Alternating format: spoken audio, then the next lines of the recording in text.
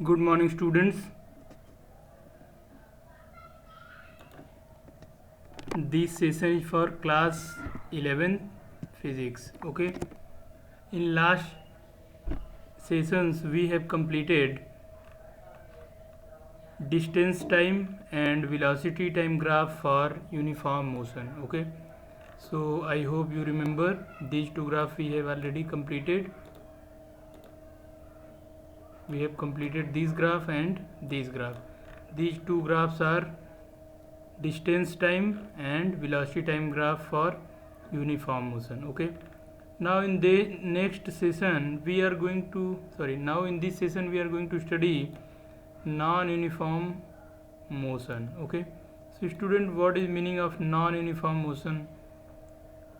So non-uniform motion is defined as if object travel different displacement in in same time interval, then the motion is known as non-uniform motion. It means velocity of the object is either increasing or decreasing, or it is mixture of increasing and decreasing. So you can see there is velocity time graph for non-uniform motion. You can see here the velocity of object in this graph is continuously increasing. You can see it started with 0 at 0 second, then after 10 seconds its velocity becomes something that is 0.25 upon 2 approximate, then it becomes 0.25 meter per second at 20 seconds, at 20th second. Okay, then it is continuously increasing. It means when its velocity is 0.25 meter per second, it means this object can travel 0.25 meter in 1 second, and at this point you can see velocity at 40th second is 0.5 meter per second. It means at this point this same object can travel 0.5 meter in 1 second. So at this point here you can see the velocity is 0.25 meter per second. It means it can travel 0.25 meter in 1 second at this point, but at 40th second the same object can travel 0.5 meter per second. It means this object can travel different displacement in in same 1 second time interval. So these type of motion are known as non-uniform motion. Okay, in which object is not moving with uniform velocity, but the velocity is changing. It can be increasing, it can be decreasing. Sometimes it is increasing in some time interval and then decreasing in some other time interval. So this is the basic concept of non-uniform motion. Okay, so I hope you understand this graph. This graph is very important and you should revise this graph. Okay,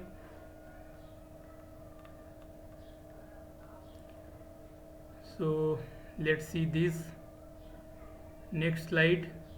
Now when motion is non-uniform, you can see when motion is non-uniform, velocity of the object is changing. So we can find out velocity at particular instant, because you can see if in this example you can see at 20th second velocity is 0.25 meter per second, but at this one is different. Suppose this interval is of 2 seconds, then after 2 seconds its velocity change, after 1 second again its velocity change. It means this value is also different. It means at every instant of time the velocity of object is changing.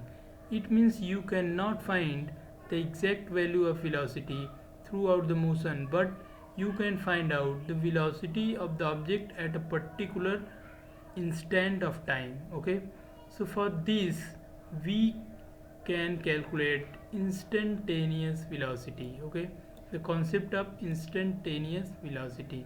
What is meaning of instantaneous velocity? So In non-uniform motion, object always have different velocities at different instant of time. So we can calculate velocity at a given instant of time, and that velocity is known as instantaneous velocity. So let me define the instantaneous velocity in a proper manner.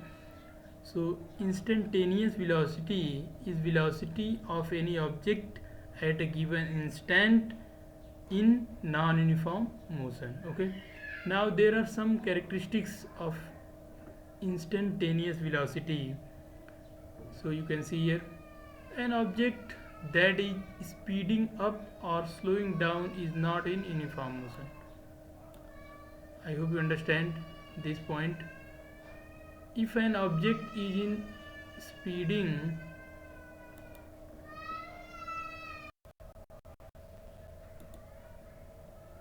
so if an object that is speeding up or slowing down is not in uniform motion. Okay, so I hope you know this.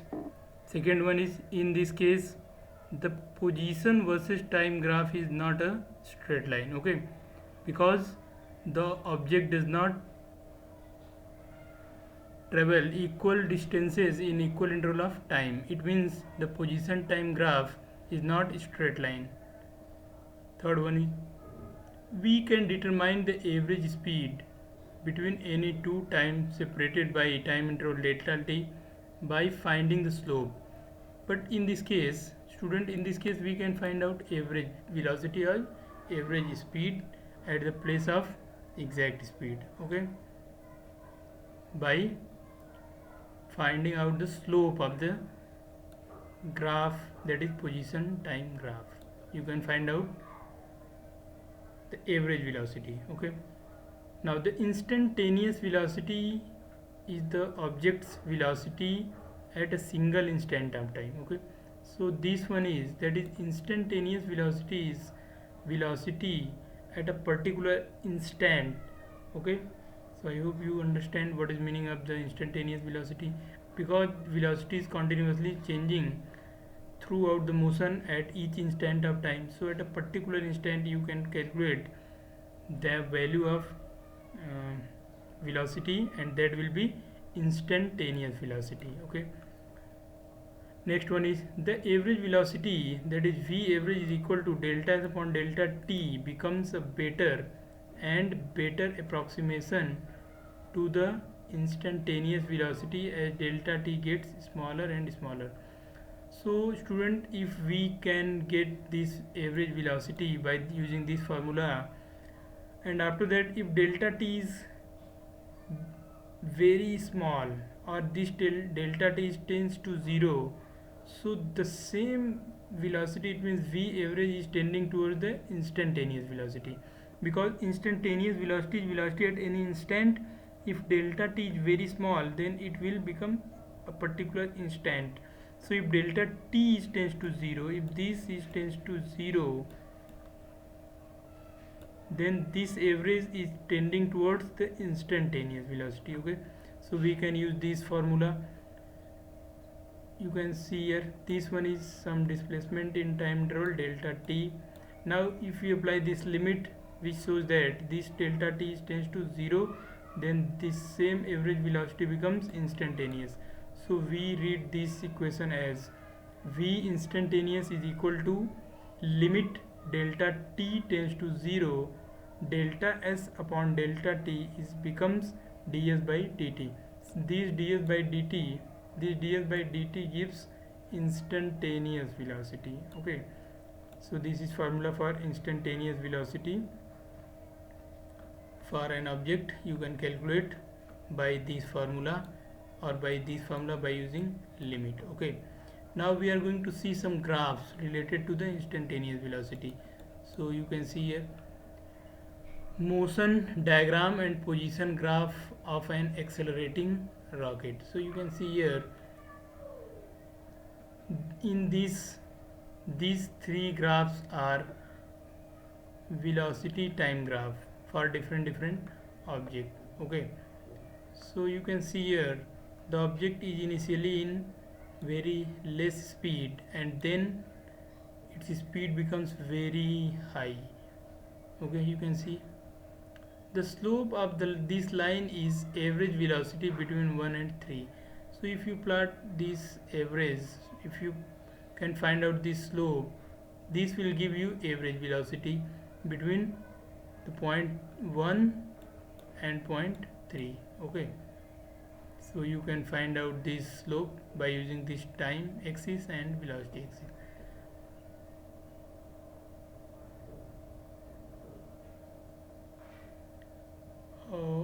This one is actually displacement. Let me tell you clear. On y-axis there is displacement in this graph. Okay, but this shows the velocity, this line. Okay, because the slope shows ts by dt or delta s by delta t, so this shows the variable velocity. In this you can see the velocity is continuously increasing, and you can find out the average velocity.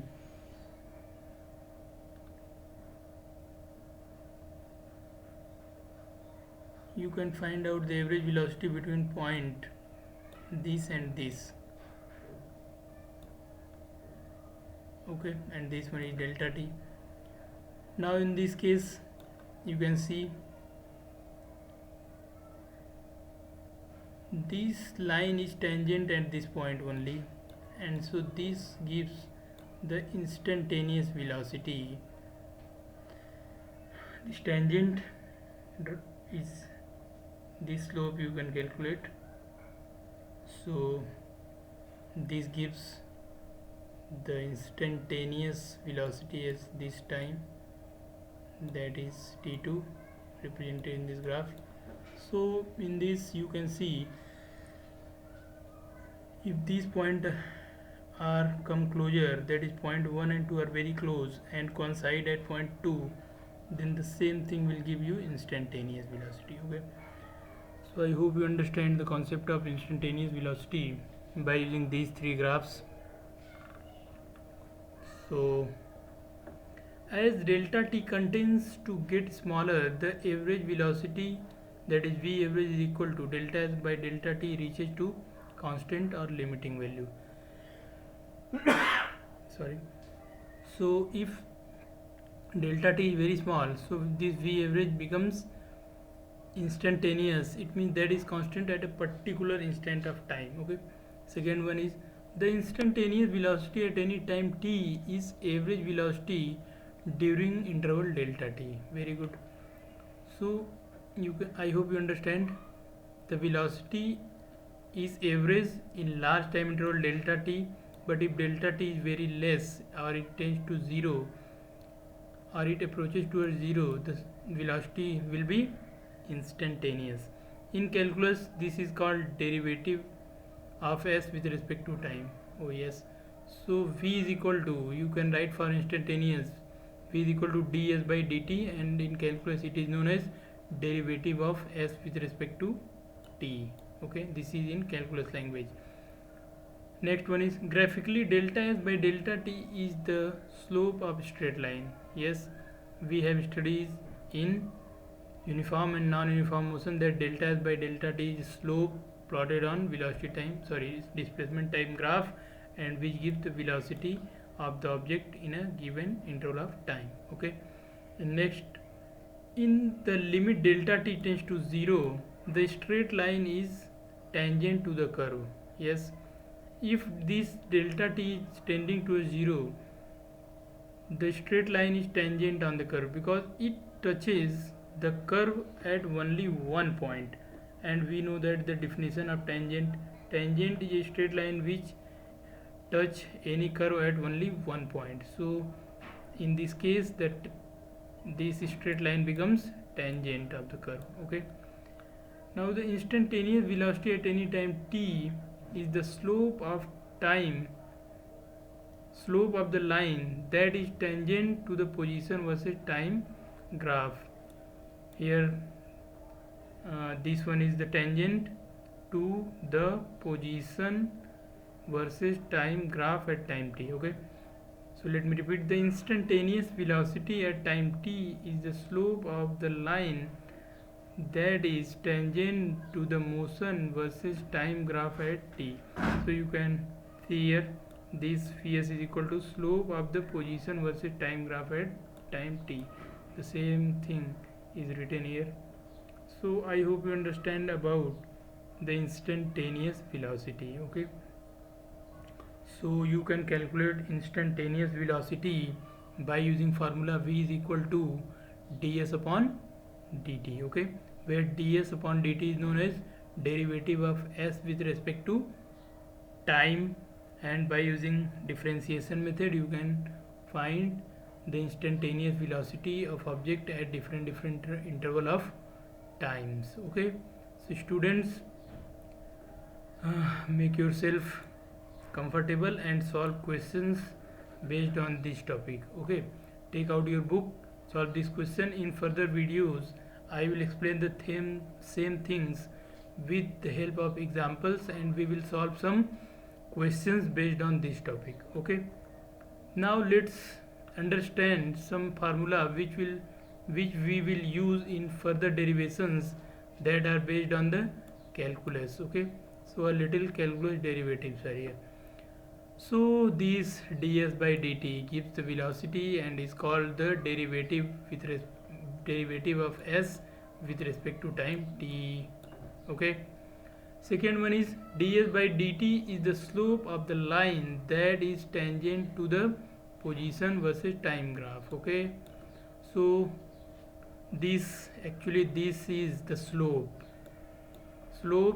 of that line that is tangent to the position versus time graph. So if this one is position time graph, suppose this one is s and this one is time t, and this is a curve, and then it has it has a tangent, this one, which intersect at only one point here. So this angle is theta, this is the tangent. So ds upon dt is the slope of the line that is tangent to the position time graph. Okay, I hope you understand. Now consider a function u that is depends on time as, suppose u is a function of time according to this relation. U is equal to some constant c into t to the power n, where c is a constant and n is also constant. So if you want to find out the derivative, that is du by dt, it means the derivative of u will be, it means the derivative of u that is equal to constant, it means this is du by dt is c remains as it is, but it means t to the power n is n t to the power n minus 1. Okay, so you can see here the power of t is multiplied and there is reduce the power of t by 1. Okay, so this one is the formula. C may be 1. If c is 1, then du by dt is n t to the power n minus 1. You can see here this is the formula, and you have to remember this formula. This is very useful to derive the equations of motion in further classes. Okay, so I hope you remember this formula. This is very important. Suppose c is 1, then the value of u becomes, it means du by dt becomes n t to the power n minus 1. Okay, if c is some constant, suppose 2 3 4 5 6, whatever it is, it can be 1000 or 10 to the power 6 7 10 to the power 100, it can be any constant number. So you will multiply by c here. In the second part, the derivative of a constant is 0. So if u is equal to constant, suppose u is equal to constant, so its derivative is always 0. It means du by dt is 0. Okay, but suppose this u is equal to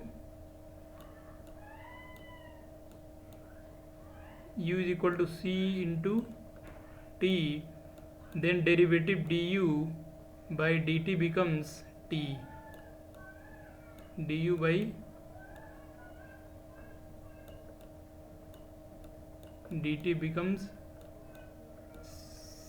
c. Okay, so if it is u is equal to ct, then du by dt is equal to c. But if t is not here, it means u is equal to constant, then du by dt is 0, that you can see here. And the second one, the derivative of sum is sum of the derivatives of, if u and w are two separate functions of the time, then we can write d dt of u plus w is equal to du upon dt plus dw upon dt. So if there is two function of time and that can be u plus w, then their derivative du by dt can be find out. First derivative of u, then added it with derivative of w, and you will get the answer. Okay, so you can use this formula in to solve some questions. Okay, but must remember these formulas are very important to derive equations of motion. Okay, I hope you understand. This one is the most important formula, that is, if u is equal to c t to the power n, then du by dt is equal to n times c into t to the power n minus 1. Okay, so I hope you remember this formula. Sorry. Now let us discuss some calculus integrals. Okay, because we will need some integral formula. These formula are known as differential formulas. Okay, or derivatives. Now we are going to study the integral formulas. So taking the derivative of a function is equivalent to finding the slope of graph of a function. So we can use this. Sorry. Similarly, evaluating an integral is equivalent to finding the area under the graph of a function. Okay, so it means if you integrating something, it means you are getting area under a graph of functions. Okay, third one is, consider a function u that depends on time u is equal to c into t. Suppose this is a function of, this u is function of t. Okay, as we have seen in previous case of derivative, u is equal to c into t. Then if we want to integrate this within the limit t1 to or t initial to t final, this one is written I and f. So you can integrate this u with respect to time. It means we can replace u by its value, that is c into t to the power n. But as c is a constant, it remains as same, and you can integrate this t to the power n, and the value of t to the power n is found to be t to the power n plus 1 upon n plus 1. Okay, now we will use the limit. So this point, this limit is known as the upper limit, and this one is known as lower limit. So c by n plus 1 is constant. Okay, now we can replace this t by tf, then we will use minus sign, then we use t initial at place of t, and we will get this formula. Okay, so this is after putting the limit, that is, first we will use upper limit, then by using negative sign we will use lower limit. Okay, but this relation is not true for n is equal to minus 1, because you can see if n is equal to minus 1, this is undefined, or this value gives infinite. So this relation is true for each n except n is equal to minus 1. Okay, so I hope you understand how will we integrate. Suppose c is equal to 1, then you will get t to the power n plus 1 upon n plus 1. This is the formula. This tf and ti are different in different question. Suppose you want to find out the velocities from 1 second to 3 second, then your lower limit is 1 and upper limit is 3. So you can replace this t by 3 and then minus sign and then again t by 1 and you will get the answer. So I hope you understand the concept of integration. You must remember this formula. This point is very important to derive the equations of motion in further classes. Okay, in further classes we will derive equations of motion given by Newton.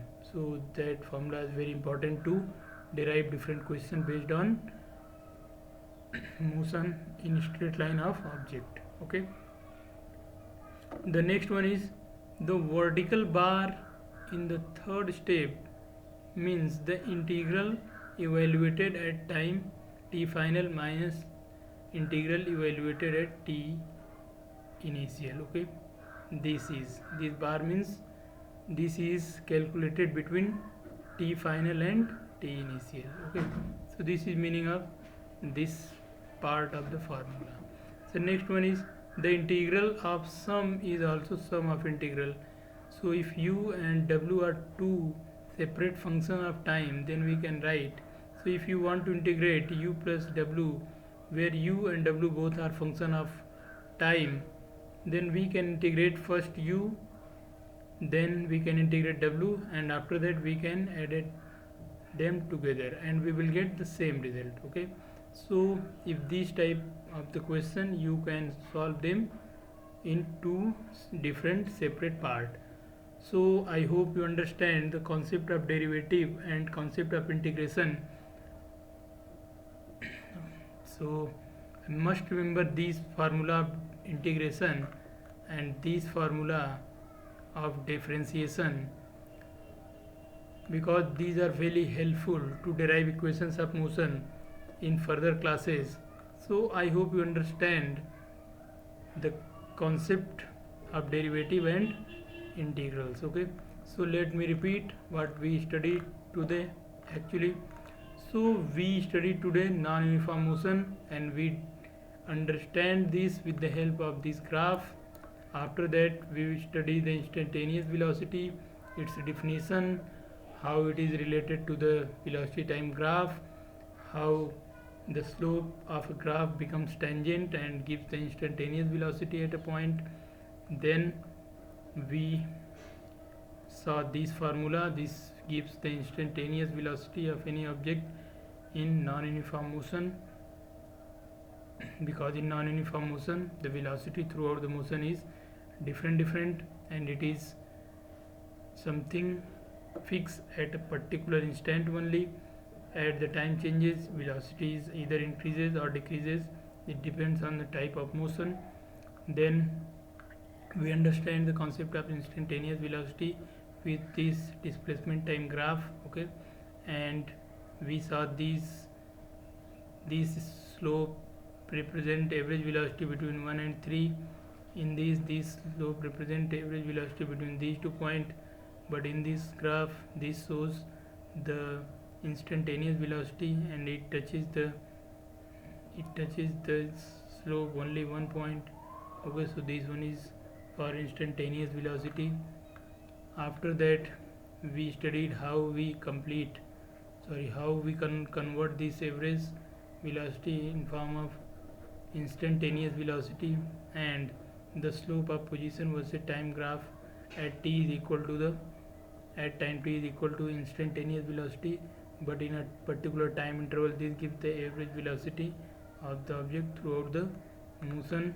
Then we completed the derivatives of distance with respect to time, that is known as velocity. Okay, in this derivative you have seen some formula, that is if u is function of time then du by dt you can calculate by using this formula. If u is constant then du by dt is 0. This is very interesting.